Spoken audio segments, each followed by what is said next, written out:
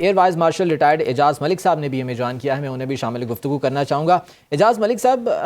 ایک طرف مزاحمت کا بیانیہ ہے ایران کا، اور دوسری جانب جو ہے وہ ڈونلڈ ٹرمپ کے بیانات ہیں جو کہ صبح کچھ ہوتے ہیں، شام میں کچھ ہوتے ہیں، لیکن آبویسلی جو مذاکرات جب نیگوشیشنز چل رہی ہوتی ہیں تو اس کے لیے پہلے کچھ سی بی ایمز کیے جاتے ہیں تاکہ اعتماد کچھ بحال ہو سکے۔ بے شک آپ بیانات جو بھی دیں، اسٹیٹمنٹس جو بھی دیں، لیکن وہ سی بی ایمز نظر آتے ہیں۔ اس چیز کا فقدان کیا ہم دیکھ رہے ہیں اس تمام تر سیناریو میں، اور اس کا امپیکٹ کیا ہو سکتا ہے پھر ان مذاکرات پر؟ کا دوسرا راؤنڈ جس کو بھی ہم ڈسکس کر رہے ہیں وہ ایک بڑی کمپلیکس سچویشن تو ہے، لیکن آپ یہ دیکھیے کہ یہ سارا سلسلہ کہاں سے شروع ہوا۔ میں بالکل امبیسڈر نقوی صاحب کی بات سے بالکل متفق ہوں کہ جنگ آپشن نہیں ہے۔ فرق صرف یہ ہے کہ ایرانین سائڈ پہ ان کی ضرورت ہے کیونکہ وہ اکنامکلی ان کی ڈیگریڈیشن ہوئی ہے، اور ظاہر ہے ملیٹریلی بھی ان کے نقصانات ہوئے ہیں، لیکن اگر اس کو ہم کوانٹیفائی کریں تو میں یہ کہوں گا کہ ایرانین کو یہ ضرورت ہے، جبکہ امریکہ کی یہ مجبوری ہے، کیونکہ امریکہ اتنی بری طرح پھنس گیا ہے کہ as a civil super power اب ان کو بڑی مشکلات ہو گئی ہیں، اپنے لیے ایک سیف ایگزٹ لینا ہی ان کی آپشن ہے۔ اب یہ تو سچویشن ہے۔ سی بی ایم کی آپ نے بات کی، لیکن شروع کہاں سے ہوئے ہم؟ جب پاکستان نے اپنی کوششیں شروع کی تو دونوں سائڈ سے 15 اور 10 نکات دیے گئے رسپیکٹیولی، امریکن اور ایرانین سائڈ سے، اور وہ بڑے آپس میں جو ہے ڈائیورجنٹ تھے، لیکن پاکستان نے بیہائنڈ دی سین ایفرٹس کر کے ان کو اتنا قائل کر لیا کہ آپس میں ایک ریزنیبل حد تک ان پرنسپل جو ہے ایگریمنٹ ہوا بہت ساری باتوں پہ۔ تو یہی چیزیں جو تھیں وہ پہلے راؤنڈ کے لیے اور مذاکرات کے فردر ڈیولپمنٹ کے لیے وہ سی بی ایم ہی تھی، اور آپ دیکھیں کہ پھر وہ اکٹھے بیٹھے ایک چھت کے نیچے 47 سال سے متحارب دو ملکوں کا بیٹھنا اٹ سیلف یہ سگنیفائی کرتا ہے کہ بہت سی چیزوں پہ انڈرسٹینڈنگ موجود ہے۔ صرف دو بڑے اس وقت پرابلمز ہیں جس کے اوپر پہلا راؤنڈ بھی ایز ایکسپیکٹڈ وہ نتیجہ خیز نہ ہو سکا، کیونکہ اتنے مشکل چیزوں کو نیگوشیٹ کرنے کے لیے آپ کو تھوڑا ٹائم چاہیے ہوتا ہے۔ تو وہ دو پوائنٹ جو تھے وہ ایک دونوں امریکن جو ریکوائرمنٹس ہیں یا ڈیمانڈس ہیں ان میں سے ایک تو جنگ کی وجہ تھی، کہ جنگ کی وجہ جو بتائی گئی وہ ایرانین یورینیم انریچمنٹ، ان کے آلریڈی انریچ یورینیم کا سٹیٹس، اور الٹیمیٹلی دیئر ڈیزائر اور pursuit to be a nuclear power, وہ اصل جنگ کی وجہ تھی۔ جو دوسرا پوائنٹ ہے وہ جنگ کی وجہ نہیں تھی، وہ جنگ کے وجہ سے ڈیولپ ہوا، اور وہ ہے اسٹیٹ آف ہرمز کا کنٹرول۔ وہ جنگ میں ایران نے وہ قدم اٹھایا اور وہ اتنا افیکٹولی وہ امپلیمنٹ ہوا ایران کا یہ قدم کہ اب وہ بھی ایک سینٹر آف گریوٹی بن گیا ہے دونوں سائڈز کے لیے، تو اب وہ بھی ٹاپ ایجنڈا پہ ہے۔ میں یہ سمجھتا ہوں کہ ایران فلیکسیبل ہے، امریکہ بھی فلیکسیبل ہے در پردہ، لیکن پبلکلی امریکہ کی پوزیشن جو ہے وہ زیادہ سینسٹیو ہے، کیونکہ ایران کی پبلک سٹیٹمنٹ میں اور ان کے انر ریزالو میں بہت زیادہ فرق نہیں ہے، کیونکہ وہ اپنی سروائیول کی جنگ لڑ رہے ہیں، کامیابی پہ ہیں، ایک اچھے مورل پیڈسٹل پہ ہیں۔ امریکہ کی پوزیشن جو ہے وہ ڈائسی ہے، انہوں نے اپنے سارے یورپین الائز جو ہیں دے ہیو لاسٹ، نیٹو سے دے ہیو بین ایکسپوزڈ کہ نیٹو ان کو سپورٹ نہیں کر رہا۔ پھر ان کا انٹرنل پبلک پریشر، گورنمنٹ کے لیے ایک سول سپر پاور کا سٹیٹس برقرار رکھنا، اور پریزیڈنٹ ٹرمپ کے لیے اپنا پولیٹیکل جو ان کو ڈیمیج ہو رہا ہے اس کو ریکور کرنا۔ تو یہ سارے پریشرز جو ہیں ان کی موجودگی میں مذاکرات ہو رہے ہیں۔ انشاءاللہ میں بڑا پازیٹیو ہوں کہ مے بی کہ انیشلی ان مذاکرات میں کوئی بریک تھرو نہ ہو، لیکن پہلے سے ہم بہتر پوزیشن میں ہوں گے، اور at the end of this session اور سیپریٹلی اس کو جو ہے وہ ایک معاہدے کی شکل مل جائے گی، کیونکہ یہی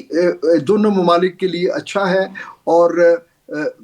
یہ ہو جائے گا۔ لیکن صرف ایک کیویٹ ہے جو میں ہائی لائٹ کرنا چاہوں گا، وہ یہ ہے کہ امریکن سائڈ اسرائیل کے بہاف پہ یہ مذاکرات ہے، یہ مذاکرات کامیاب ہونے کے باوجود یہ کتنا معاہدہ جو ہوگا اس کو کتنا ڈیوریبل ہوگا، وہ ڈیپینڈ کرتا ہے کہ اسرائیل امریکن کمٹمنٹ کو کس حد تک آنر کرتا ہے۔ گیون ہر ٹریک ریکارڈ، وہ ہمیشہ تلوار جو ہے وہ اس امن کے اوپر، اس خطے کے امن پہ لٹکتی رہے گی، اور اس لیے یہ کہنا کہ ایک بہت دیر پا امن آ جائے گا، میرا خیال ہے یہ تھوڑی سی زیادہ ایگزیجریٹڈ ایکسپیکٹیشن ہے، بالکل، but let's hope for the best. Malik صاحب آپ کی جانب آؤں گی، جیسا کہ نقوی صاحب بول رہے ہیں کہ اگر اسرائیل کو کوئی روک سکتا ہے، کیونکہ اسرائیل کی جانب سے جارحیت ہمیشہ سے کی جا رہی ہے، یہاں پر سیز فائر کی خلاف ورزی ہوئی، سیز فائر ہوا، وہ بھی ہم نے دیکھا، اس کے بعد خلاف ورزی اسرائیل کی جانب سے کی گئی۔ ابھی کی جو صورتحال ہے، ہم اب سے پہلے یہ سمجھتے رہے کہ اسرائیل کی جو ڈوریں ہیں وہ وائٹ ہاؤس، واشنگٹن یا امریکہ کے ہاتھ میں ہیں، لیکن ابھی ایپسٹین فائلز کے بعد ہم نے یہ دیکھا کہ صورت الٹ نظر آئی۔ ہمیں ایسا لگا کہ ٹرمپ کی جو ڈوریں ہیں وہ اسرائیل کے ہاتھ میں ہیں، نیتن یاہو کے ہاتھ میں۔ آپ کیا سمجھتے ہیں کہ کیا واقعی ابھی بھی امریکہ کے پاس یہ کنٹرول ہے کہ وہ اسرائیل کو روک سکتا ہے؟ میرا اس پہ تھیسس تھوڑا مختلف ہے۔ جی، آپ دیکھیے اسرائیل کا جو جینیسس ہے اس میں شروع میں یورپ اور یو کے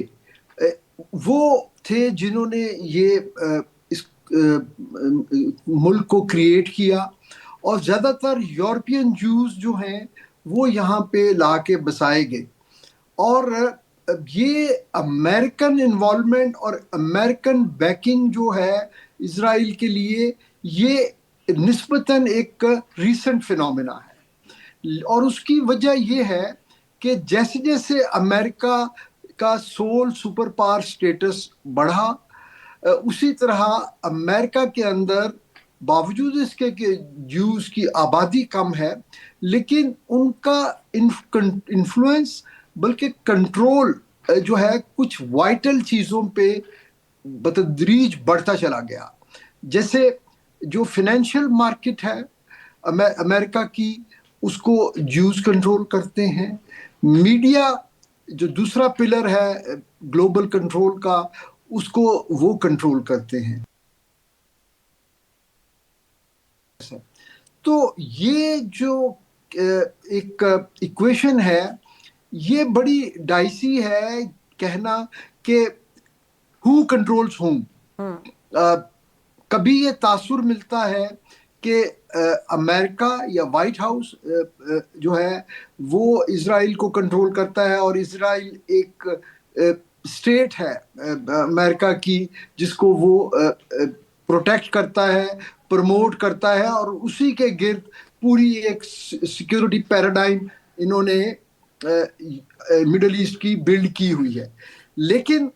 پھر ہمیں کبھی بڑے سبسٹینشیل ایویڈنس کے ساتھ ایسے انڈیکیٹرز ملتے ہیں کہ جس میں لگتا ہے کہ جو اینالسٹ، ہم نہیں بلکہ امریکن یا ویسٹرن اینالسٹ بھی یہ کہتے ہیں کہ ہمیں ایسے لگتا ہے کہ امریکہ جو ہے وہ اسرائیل کی ایک کالونی بن گیا ہے، یا وائٹ ہاؤس ان کی ایک ایکسٹینشن بن گیا ہے۔ تو یہ بڑی ٹرکی سچویشن ہے، لیکن having explained all this، میں پھر بھی یہ کہوں گا کہ کچھ چیزیں ایسی ہیں جس کے اوپر پوری نان مسلم اور ویسٹرن ورلڈ اور امریکہ کا کنسنسس ہے۔ ایک یہ کہ وہ نیوکلیئر کلب کو بڑا ایکسکلوسیو رکھنا چاہتے ہیں۔ ان کے لیے even Pakistan was not an acceptable nuclear power. آپ کو پتہ ہے، آپ کے ناظرین کو پتہ ہے کہ وہ کن حالات میں پاکستان نیوکلیئر پاور بنا اور کس طرح پاکستان نے اپنے آپ کو منوایا۔ تو ایران کو نیوکلیئر کیپیبلٹی کا میسر ہونا اور ایران کی ویپنائزیشن نیوکلیئر ڈومین، وہ کسی بھی یورپین یا ملک کو یا امریکہ کو قبول نہیں ہے۔ یہ تو ایک فیکٹ ہے. تو جو بھی اس کی کنٹورز ہوں گی آنے والے گلوبل پالیٹکس کی, اس میں یہ ایک رائڈر کلاز رہے گی. دوسری چیز یہ ہے کہ اسرائیل اور گریٹر اسرائیل کو جیوز سارے شاید نہ کرتے ہوں, کرسچن سارے نہ کرتے ہوں, لیکن زائنسٹ لابی کا وہ ایک سنگل پوائنٹ ایجنڈا ہے. صحیح. تو وہ انہوں نے پرسو کرنا ہی ہے, اور وہ ہماری اپنی بھی کچھ ریلیجس پروفیسیز سے وہ چیز میچ کرتی ہے. تو پتہ نہیں, اللہ بہتر جانتا ہے کہ اس کے ان چیزوں کے جو ہے ٹائم لائنز کیا ہے, لیکن اسرائیل کبھی بھی گریٹر اسرائیل کا منصوبے کو نہیں چھوڑے گا.